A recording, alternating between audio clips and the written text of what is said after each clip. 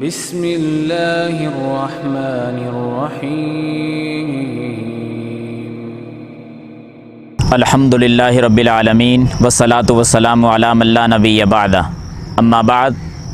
محترم سامعین، اگر آپ چاہتے ہیں کہ اللہ تعالیٰ قیامت والے دن قیامت کی سختیوں سے ہمیں نجات دے دے تو میں ایک عمل ذکر کر دیتا ہوں۔ زندگی میں چلتے چلتے جب کبھی وہ موقع بن جائے تو اس عمل کو اپنا لینا، اپنی زندگی کا حصہ بنا لینا۔ اللہ رب العالمین قیامت کی سختیوں سے نجات عطا فرمائے گا۔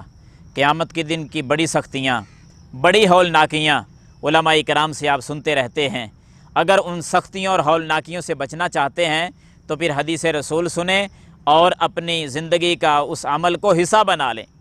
سیدنا ابو قتادہ رضی اللہ تعالی عنہ، صحیح مسلم میں یہ حدیث ہے، وہ بیان فرماتے ہیں کہ ایک آدمی نے مجھ سے قرض لیا، کچھ رقم لے گیا اور وعدہ کر گیا کہ فلاں تاریخ کو فلاں دن کو میں آپ کا قرض جو ہے وہ واپس کر دوں گا۔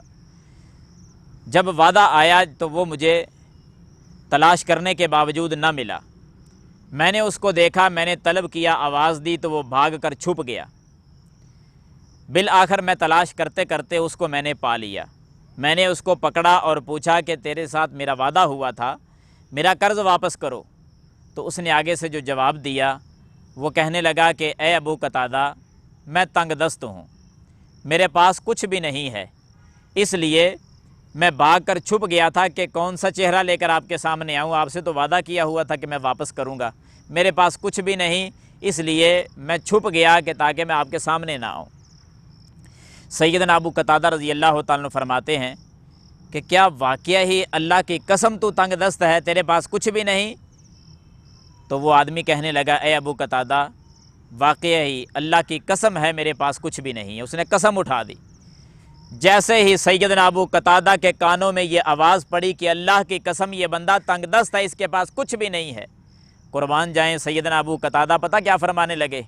فرماتے ہیں کہ اپنے قرضدار سے کہتے ہیں کہ پھر ایک حدیث رسول سن لے، اگر واقعی تو تنگ دست ہے، تیرے پاس کچھ نہیں، تو پھر وہ حدیث سن جو میں نے اپنے کانوں سے اللہ کے رسول صلی اللہ علیہ وسلم کو فرماتے ہوئے سنا تھا۔ وہ حدیث کیا ہے؟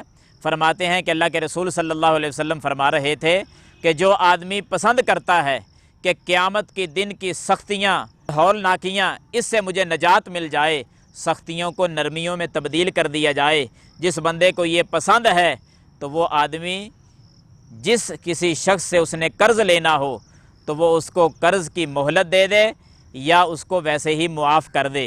تو سیدنا ابو قتادہ کہنے لگے کہ میں اس حدیث پر آج عمل کرتے ہوئے قیامت کی سختیوں کو نرمی میں تبدیل کرنے کے لیے، قیامت کی ہولناکیوں سے نجات پانے کے لیے، جا اللہ کے بندے میں نے تجھے معاف کر دیا ہے۔